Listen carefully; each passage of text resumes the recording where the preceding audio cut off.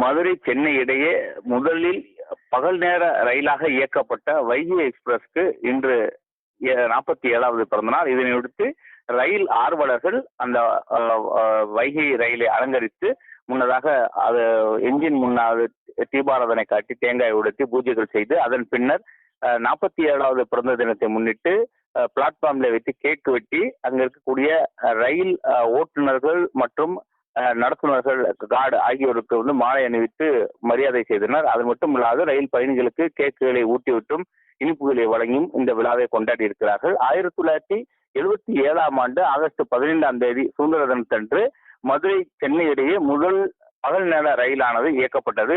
இரவு நேரங்களில் மட்டுமே ரயில்கள் இயக்கப்பட்ட சூழ்நிலையில் முதலில் 1977 ஆகஸ்ட் 15இல் இருந்து இந்த ரயிலானது இயக்கப்பட்டு வருகிறது. முதல் பகல் நேர ரயில் என்பதும் அனைத்து ரயில் நிலையங்களில் நின்று செல்லக்கூடிய இந்த ரயிலானது அதிவிரைவு ரயிலாக இயக்கப்பட்டு வருகிறது.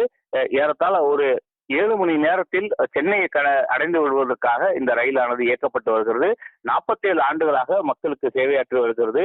பல்வேறு வகையான பயன்பாட்டுக்கு இந்த ரயில் உதவியாக இருக்கிறதாக ரயில் ஆர்வலர்கள் தெரிவித்திருக்கிறார்கள்.